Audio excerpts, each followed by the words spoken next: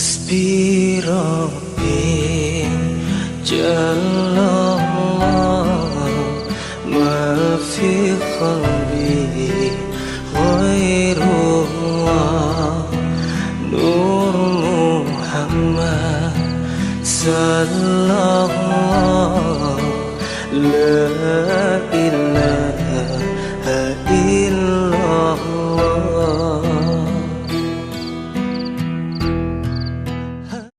Subhanallah, walhasil seorang daripada kita ini tadi itu harus mendahulukan muraqabah kepada Allah Subhanahu wa taala sebagai pagar. Hajiban di sini kata Abdul Haddad. Hati kita ini butuh pagar. Apa pagarnya? Yaitu muraqabah. Muraqabah ini yamna'uha minad dukhul ilaih, yang akan menyebabkan atau menegah kita daripada rusaknya hati kita, daripada was-wasnya hati kita, dan daripada penyakit-penyakit hati yang akan menimpa di dalam hati kita. Fa inna indakhalatu afsadatu. Kalau udah masuk, yang merusak hati ini udah masuk, yang was-was dalam hati udah masuk, yang merusak daripada hati ini sudah masuk, wa ya'sur ba'da dzalika ikhrajuha minhu, sulit untuk dikeluarkan sudah. Jadi perlu pagar bagi kita benar-benar ya. Kalau sudah dipagari maka nggak bakal lagi ya, insya Allah. Jadi kita sudah tahu 3 perkara yang bakal merusak daripada hati kita, maka hendaklah kita jaga, kita pagari sebenar-benarnya dengan pagar tadi.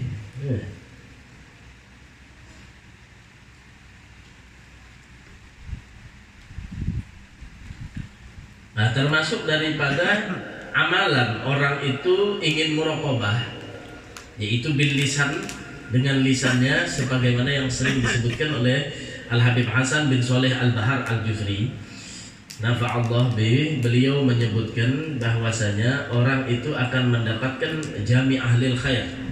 Ketika dia mau mengucapkan kalimat ini, dia mengumpulkan daripada kebaikan, rafi' ahli darajat, akan meninggikan derajat, mubasyirah bitawali'is sa'adah, dia akan mendapatkan keberuntungan. Yaitu apa? Orang yang yushiru bihi li husulil fatah dzikrul ma'iyah wal hudur wal ghurub, yang selalu menyebutkan kalimat ma'iyah. Ma'iyah itu selalu bersama, wal hudur selalu hadir, wal ghurub selalu dekat. Dengan kalimat apa? Allah ma'i. Kalimatnya Allah ma'i atau Allah ma'ana. Tenang aja, biarin yang lain sudah gak bela, yang penting Allah bersama kami. Biarin sudah yang lain benci, yang penting Allah senang. Nah, itu kalimat-kalimat yang akan menyebabkan muraqabahnya kita baik kepada Allah. Allah syahidi. Kemudian kalimat yang kedua, Allah syahidi, artinya Allah yang menjadi syahidku, Allah yang menjadi saksiku. Biarin sudah yang lain gak percaya, biarin sudah yang lain gak tahu, ngasih sumbangan ke masjid misalkan, gak perlu disaksikan yang lain. Ngasih 10 juta, sini pian saksinya berdua lah, ulun nyumbang tadi lah, gak perlu. Kenapa? Karena cukup bagi orang yang muraqabah kepada Allah, Allah syahidi, Allah yang menjadi saksinya. Gak perlu dia habis sholat, habis pengajian dan yang lainnya ngomong-ngomong sama yang lain, gak perlu. Kecuali untuk tujuan dakwah atau untuk mengajar. Yuk kita hadir di majelis sana, yuk kita duduk, yuk sebentar, yuk luangkan waktu untuk di majelis untuk meraih ilmu agama. Ngajak yang lainnya berdakwah tidak jadi masalah. Cuma kalau untuk memamer-mamerkan, nah ini tidak benar. Untuk menjadikan yang lain saksi di dalam ibadahnya, ini nggak benar. Cukup bagi dia dengan kalimat Allah syahidi. Kemudian begitu juga kalimat Allah nadhiri, Allah yang memperhatikan, Allah yang selalu memperhatikan. Mau melakukan maksiat, sudah jalan, sudah siap, sudah ada yang bawa, sudah ada yang memfasilitasi. Dia pokoknya tahu datang aja jadinya. malam ini kita pesta. Wah, sudah siap kan? Kemudian sudah jalan, ingat Allah nadiri. Yang lain mungkin istri saya nggak tahu, mungkin ibu saya mungkin nggak tahu, mungkin bos saya nggak tahu, mungkin ini nggak tahu. Tapi Allah Subhanahu Wa Taala nadiri. Allah selalu memperhatikan, melihat kepada saya. Sampai dikatakan itu ya, ada cerita. Ada seorang syekh guru yang dia punya santri 10, muridnya 10. Cuma di antara 10 murid ini yang disayangi, yang dilebihkan lawan guru ini, satu ini santrinya. Artinya bahasa kita sekarang, si ustadz ini pilih kasih sama santri. Kalau yang satu santri ini diperhatikan mana, disayangi mana, yang lain biasa-biasa aja. Kemudian yang 9 santri ini protes. Datang sama ustadz, sama gurunya, kenapa yang lain ini dibedakan dari saya, dari kami semuanya, ini yang diperhatikan, ini yang disayang. Nah, ujar gurunya, coba habis gini kamu cari masing-masing ayam, bawa ke sini, ujar gurunya. Suruh bawa ayam masing-masing. Sudah dibawa di hadapan gurunya 10 tadi, bawa ayam masing-masing. Nah, ujar gurunya, sekarang aku perintahkan kalian semuanya untuk menyembelih ayam ini. Cari di mana tidak ada satupun yang bisa melihat kamu untuk menyembelih ini. Cari tempat yang di mana sekiranya nggak ada orang yang lihat. Jadi asing-asingnya yang bawa ayam nih, ada yang di belakang rumah menyembelih, ada yang dalam WC menyembelih ya. Sekiranya tahu dulu yang ada kelihatan. Masing-masingnya dan langsung datang sama ustadznya, Ustadz sini saya sudah nyembelih ayam, sudah nyembelih ayam, sudah nyembelih ayam. Nah, ternyata satu murid yang disayangi oleh ustadznya ini tadi, sampai sore hari dia mau nyembelih nggak ketemu tempatnya. Sampai balik bawa ayam itu tadi. Nah, kata gurunya, kenapa kamu nggak sembelih ini ayam? Yang lain 9 udah nyembelih. Ujar satu muridnya itu apa? Wahai ustadz, saya nggak ketemu. Di mana tempat yang nggak dilihat sama orang? Kan banyak, kata ustadznya. Ya mungkin yang lain nggak lihat, cuma Allah melihat. Nah, ini kata ustadznya. Makanya ini dilebihkan dari yang lainnya. Kenapa? Muraqabahnya luar biasa sama Allah Subhanahu Wa Taala. Orang kalau muraqabah itu nggak mungkin muka sama belakangnya beda. Kalau muraqabahnya itu lemah, dia kadang sama makhluk aja beda. Inggih dibae. Inggih ulun menurut lawan pian dibae. Apa jar pian ulun habis ni sembahyang, ulun ngaji, ulun ini bulik dari majelis kumpul lagi. Orkesan lagi dia. Dangdutan lagi dia, minum lagi dia. Nah, ini kenapa? Karena muraqabahnya belum pas. Jadi gimana? Kita yang tahu hati kita, muraqabahnya masih kayak gimana levelnya. Maka gimana? Perbaiki muraqabah kita tiap hari sama Allah Subhanahu Wa Taala. Sehingga apa? Hatinya kita sama mulutnya kita ini sama. Ketika kita berzikir sama Allah benar-benar la ilaha illallah, tiada Tuhan yang disembah kecuali Allah. Kalau nggak benar la ilaha illallahnya gimana? La ilaha illallah, tidak ada Tuhan, tidak ada yang disembah. Sholat iyyaka na'budu wa iyyaka nasta'in. Ya Allah, hanya kepadamu aku menyembah, hanya kepadamu aku meminta pertolongan. Sekalinya ada masalah rumah tangga, datangnya ke dukun. Bukan sholat tengah malam, minta sama Allah. Bukan dia tadi itu membaca sholawat, berkah Rasulullah akan dimudahkan perkaranya. Nah, inilah tandanya mulutnya tidak sesuai dengan amal ibadahnya. Kenapa? Karena nggak mantap jadi muraqabahnya. Nih, hibak pohon digantungi lah. Lawan apa? Kain kuning. Subhanallah, digantungi. Makanya bahari itu bilanya karena kabul atau binanya apa namanya terkena sial, maka menyambat kapuhunan nikah. Kenapa? Karena kebanyakan menggantung di pohon. Ada menggantung kepada Allah Subhanahu Wa Taala. Makanya dikatakan sampai dikatakan dalam syair itu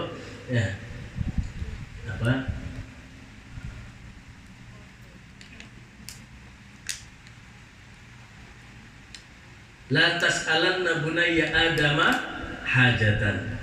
Jangan pernah minta sama seorang makhluk manusia hajat kebutuhan. Jangan minta sama manusia.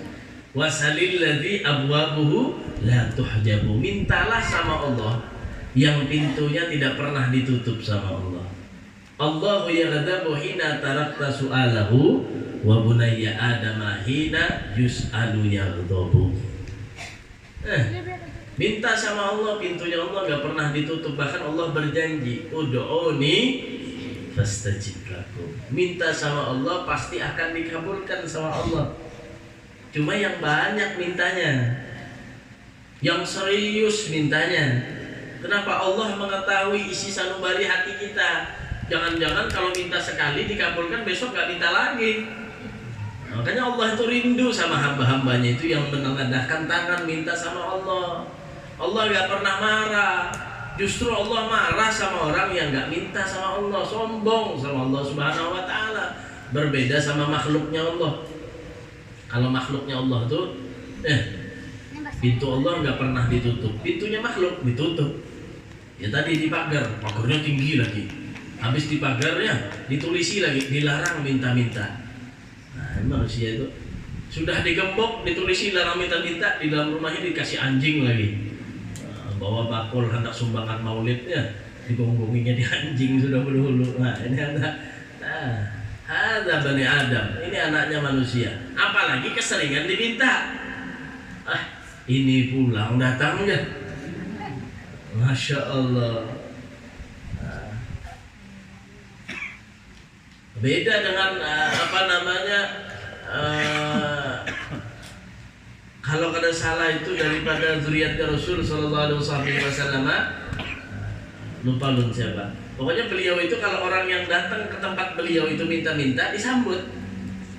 Apa kalimatnya? Marhaban ala man hamala zadi ilal akhirah. Disambut, alhamdulillah biar datang. Ya, ini adalah orang yang membantu karena membawakan bekalku sampai di akhirat. Subhanallah. Mau membawa sendiri berat. Kalau dikasih sama orang ini nanti akan membawakan bekal kita sampai di akhirat. Jangan sampai tertinggal duit kita ini, jangan tertinggal di dunia aja. Hibak di ATM, di dompet ya, sekali isuk tinggal. Tertinggal dalam duitnya. Dibaginya non anak bininya. Tukarkannya ini itu. Ya. Ini kalau anaknya soleh, dibangunkannya pondok, dibangunkannya majelis, buat amal ibadah yang nyambung terus sama orang tuanya, disumbangkannya ke masjid untuk nyambung terus amal ibadahnya. Kalau kemudian dia berangkat haji umroh, dia badalkan untuk abah mamanya, pahalanya dikasihkan sama abah mamanya. Ini baik. Nah, kalau ninggalin duit banyak, ternyata duitnya dipakai anaknya untuk beli narkoba. Hura-hura misalkan, apalagi dengan akhir zaman semacam ini, subhanallah. Orang yang kadang imannya kencang dapat duit banyak, kadang bisa melemah. Istiqomah tiap hari ya. Cuma kalau sudah ada nilai duitnya, wah bahaya. Racun utama itu adalah uang. Hubbud dunya ra'su kulli khati'ah. Orang cinta sama dunia itu awal puncaknya daripada segala kemaksiatan. Ambisi terhadap dunia dengan duitnya bisa menghabisi nyawa muslim, nyawa orang yang beriman. Kenapa? Karena duit. Kada urusan lagi yang lainnya. Menghalalkan segala cara untuk korupsi dan semacamnya misalkan ya. Kada ngerti lagi halal kah, haram kah. Yang penting jadi ngalih bebek. Yang haram aja ini ngalih dicari bebek. Apalagi yang halal, subhanallah. Kita lihat makanya generasi kita, mudah-mudahan dijaga sama Allah. Amin. Sekarang anak-anak ini lagi muda-muda, umur belas-belasan udah banyak yang jual diri. Subhanallah. Masih anak kecil sudah ada yang megang rokok, sudah ada yang megang macam-macam. Waliyadzubillah, mudah-mudahan kita dijagakan daripada kemaksiatan, dijagakan anak-anak kita kepada kemaksiatan daripada larangan-larangan yang ditegak oleh Allah Subhanahu wa taala. Subhanallah.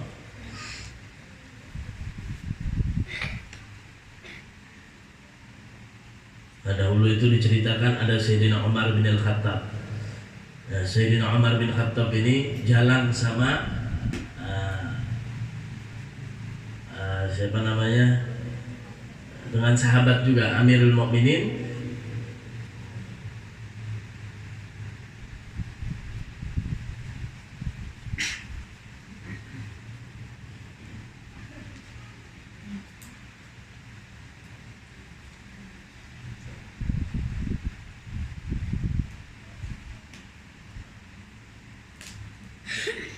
Nah, Sayyidina Umar bin Khattab itu pernah jalan, dia ya menaiki daripada bukit-bukit. Jadi hobinya Sayyidina Umar bin Khattab itu ketika dia jadi Amirul Mukminin, jadi pemimpin, itu Sayyidina Umar bin Khattab itu senangnya keliling. Siang hari itu dia keliling, ngeliati rakyat-rakyatnya bagaimana, makmur nggak, ini nggak, dapat ini nggak, dapat dilihat, dicek semuanya sama Sayyidina Umar bin Khattab. Sampai Sayyidina Umar bin Khattab itu jalan, ngecek itu sampai ke gunung-gunung kadang. Ya, nah di daerah Arab itu, Jazirah Arab itu kalau sudah daerah padang pasir, gunung itu biasanya mereka akan menemukan banyak orang yang mengembala. Jadi kambing-kambing itu nggak ada, mereka tuh punya unta misalkan itu nggak di perkotaan dianya. Kalau kita di sini kan ada kambing di perkotaan di kampung Arab, tapi kalau di sana enggak, dia di daerah gurun. Nah, jadi membawanya itu ke daerah perkampungan khusus ya. Jadi mereka itu didatangi sama Sayyidina Umar bin Khattab. Ada seseorang yang mengembala kambingnya banyak. Didatangi sama Sayyidina Umar, kemudian diajak bicara sama Sayyidina Umar bin Khattab. Jar Sayyidina Umar apa? Wahai pengembala kambing, banyaknya yang kambing yang engkau gembala ini, maukah, ujar Sayyidina Umar bin Khattab, engkau jual satu kambing ini kepadaku? Nah, lalu ujar nang pengembala kambing ini apa? Ulun ini hanya seorang budak, dan kambing ini punya tuan ulun. Ulun nggak boleh menjual kambing ini tanpa minta izin sama dia. Nah, lalu ujar Sayyidina Umar bin Khattab apa? Nah, jadi seakan-akan Sayyidina Umar bin Khattab ini menggoda atau hendak mengetes daripada sang pengembala kambing ini. Apa Sayyidina Umar? Kada apa-apa, jual aja satu, Sayyidina Umar. Nanti kamu bilang sama majikan kamu, sama tuan kamu, kalau kambing ini dimakan serigala. Bapak ada aja, ya kambingnya banyak loh. Sebutin kambingnya aja, Bapak ada ikan lawan tuan ikam kalau dimakan serigala. Dan insya Allah tuanmu kada bakal marah. Kenapa? Kambingnya banyak kok. Kambingnya banyak. Ibarat begawi dia loh. Ambillah barang bos tuh sedikit, hanya ada tahu juga, tahu kan sarik juga.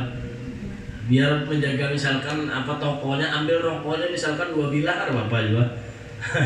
Jangan ada tahu juga. Nih, masya Allah, ini mau gabah.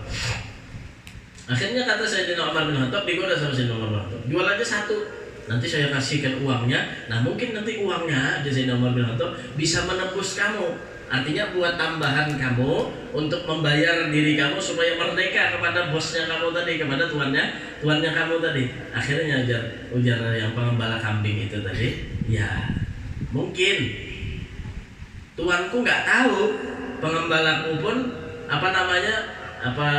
majikanku pun mungkin nggak tahu, dan dia mungkin percaya.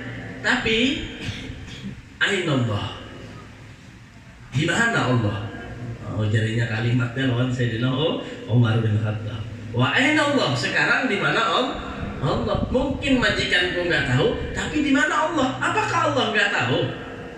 Nah, jawaban dia itu. Lalu apa kata Sayyidina Umar bin Khattab? Masya Allah. Sudah, akhirnya Sayyidina Umar bin Khattab ngajak si budak ini tadi itu pulang ke rumahnya, mau melihat majikannya yang mana. Dilihat sama Sayyidina Umar bin Khattab. Akhirnya dipanggil majikannya, ditanya berapa harga budak ini, disebutkan harganya, dibayar sama Sayyidina Umar bin Khattab. Engkau merdeka, kata Sayyidina Umar bin Khattab, saat ini karena sebab kalimatmu ainallah, di mana Allah. Dan kata Sayyidina Umar bin Khattab, aku juga mengharapkan kepadamu dan kepada kita semua, ujar Sayyidina Umar bin Khattab, agar kita terus terlepas daripada siksa api neraka Allah dengan sebab kalimatmu tadi, ainallah, di mana Allah. Artinya mengingatkan dirinya Bujur aja, yang lain kada tahu, cuma Allah, apakah Allah juga tidak tahu. Subhanallah. Begitu juga yang terjadi sama Ibrahim bin Adham, diceritakannya disuruh ngurusi kebun. Ibrahim bin Adham ini sama majikannya suruh ngurusi kebun, buah-buahan. Suatu ketika sudah lama Ibrahim bin Adham ini kerja, datang tamu kerajaan ke tempat majikannya Ibrahim bin Adham. Maka disuruh sama majikan Ibrahim bin Adham, berhubung ini orang kenegaraan datang, ambilkan buah yang paling enak, paling lezat, tunjukkan kalau kebun kita ini adalah penghasil buah yang terbaik. Akhirnya Ibrahim bin Adham ngambil buah itu tadi, ditaruh, dicoba sama orang pemerintahan raja tadi, dicoba, nggak enak, ngambil lagi, marah majikannya. Ini gimana Ibrahim bin Adham? Sudah berapa tahun kamu kerja kok nggak tahu buah ini mana yang manis, mana yang asam? Diambil lagi, disuguhkan lagi, kembali, nggak enak lagi buahnya. Berapa kali dia ambil, nggak enak lagi. Akhirnya majikannya dengan nada keras, gimana kamu ini kerja kok nggak becus gini. Dijawab sama Ibrahim bin Adham, kan piannya menyuruh sama ulun menjaga dan merawat buah. Pian kada pernah nyuruh lawan ulun untuk merasai coba buah. Sampai sekarang ulun kada tahu yang mana manis, yang mana masam, yang mana matang, yang mana masih mentah. Subhanallah. Namun kita berusaha kadang ya labihan di warungnya dikukuti, dibuai bulik sayang enggak. Subhanallah. Nah, jadi itulah muraqabah ya. Itu muraqabah. Nah, itulah pagar terbaik di dalam hatinya kita agar menjadikan keselamatan bagi kita daripada kerusakan amal tadi. Ya, mudah-mudahan ada manfaatnya. Mudah-mudahan dosa kita semua diampuni oleh Allah Subhanahu wa taala. Hasbi Rabbi Jallallah ma fi qalbi ghairullah Nur Muhammad sallallahu la